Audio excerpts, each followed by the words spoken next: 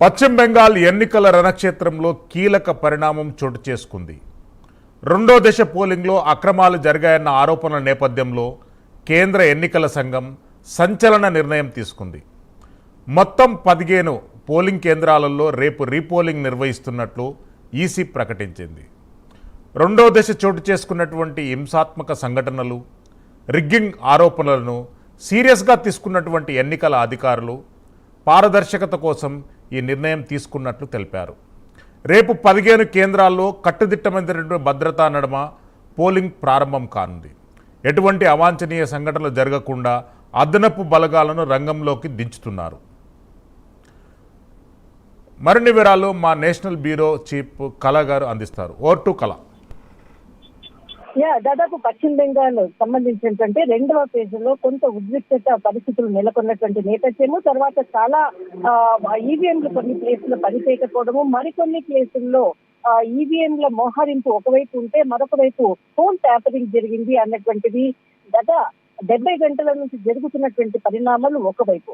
మరొక వైపు ఒక కీలకంగా 173 బూత్ నెంబరు ఉన్నటువంటి దాంట్లో ఒక ఈవీఎం లో బీజేపీకి సంబంధించినటువంటి ఏదైతే సింబల్ ఉందో దానిపై ఒక రబ్బర్ స్టాంప్ ను ఇక్కడ పెట్టినటువంటి వీడియో సోషల్ మీడియా వేదికగా రావడము, దానికి సంబంధించినటువంటి ఫిర్యాదుల పరంపర అనుకోవచ్చు. బీజేపీ అటు ఎలక్షన్ కమిషన్ కూడా ఇటు ఫిర్యాదు చేసినటువంటిది. దీనిలో భాగంగానే కొన్ని కీలకమైనటువంటి ప్రాంతాల్లో రీపోలింగ్ జరిపే విధంగా కూడా ఎలక్షన్ కమిషన్ కీలకమైనటువంటి ఉత్తర్వులు జారీ చేసింది. దాదాపు 15 బూతుల్లో రేపు ఉదయం 7 గంటల నుంచి సాయంత్రం వరకు కూడా జరిగే విధంగా కూడా ఇప్పుడే ఉత్తర పరగన అన్నది చాలా సెన్సిటివ్ ఏరియా.